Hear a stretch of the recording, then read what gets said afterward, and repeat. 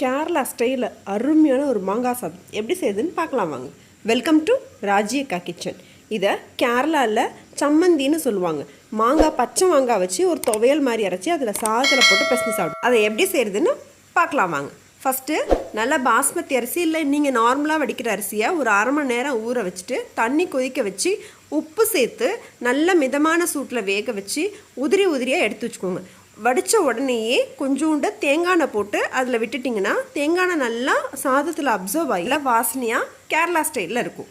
அதுக்கப்புறம் இப்போது சாதம் ரெடி ஆகிடுச்சு. நம்ம இதுக்கு ஒரு துவையல் அரைக்கணும். எப்படி அரைக்கணும்னா மிக்ஸி ஜாரில் காஞ்ச மிளகா, பச்சை மிளகா, சின்ன வெங்காயம், இஞ்சி, கட் பண்ண மாங்காய், துருவின தேங்காய், அதுக்கப்புறம் கருவேப்பிலை, உப்பு, இது எல்லாத்தையும் ஒன்று சேர்த்து தண்ணி ஊற்றாமல் கொரன்னு அரைச்சி ரெடி பண்ணி வச்சுக்கோங்க.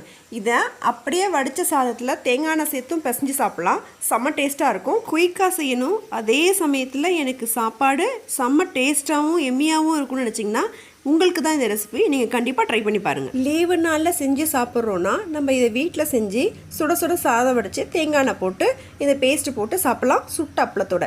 இதுவே நம்ம லஞ்ச் பாக்ஸுக்கு எடுத்துகிட்டு போகணுன்னா இதை தாளிச்சிட்டு லேசாக அந்த பச்சை வாடை போகிற அளவுக்கு வதக்கிட்டா சூப்பராக இருக்கும். தேங்காய் எண்ணெய் ஊற்றிட்டு கடுகு போட்டுட்டு கடுகு நல்லா பொரிஞ்சதுக்கப்புறம் கடலப்பருப்பு சேர்த்துட்டு முந்திரி சேர்க்குறதா இருந்தால் இந்த ஸ்டேஜில் சேர்த்துக்கோங்க. நான் இன்றைக்கி வறுத்த வேர்க்கடலை தான் சேர்க்க போகிறேன். செவக்க வறுத்ததுக்கப்புறம் கருவேப்பிலை, காஞ்ச மிளகாய், மஞ்சத்தூள், இது மூணுத்தையும் சேர்த்து லேசாக மிதமான சூட்டில் மஞ்சத்தூள் கலர் மாறாத அளவுக்கு வதக்கிக்கோங்க.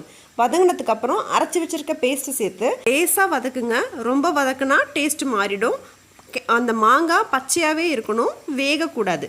அதுக்கப்புறம் வடித்து வச்சுருக்க சாதம், வறுத்த வச்ச வேர்க்கடலை, இதையும் சேர்த்து 2 டீஸ்பூன் அளவுக்கு தேங்காய் எண்ணெயை சேர்த்து கிளறி லஞ்ச் பாக்ஸ் பேக் பண்ணுங்கள். நல்ல சாஃப்டாக ஃப்ரெஷ்ஷாக காலையில் கொடுத்த மாதிரியே லஞ்ச்லேயும் இருக்கும். இந்த மாதிரி டிஃப்ரெண்ட் ரெசிபிக்கு நம்ம சேனலை சப்ஸ்கிரைப் பண்ணுங்கள், நோட்டிஃபிகேஷன் பெல்லாம் ஆன் பண்ணுங்கள். தேங்க்யூ.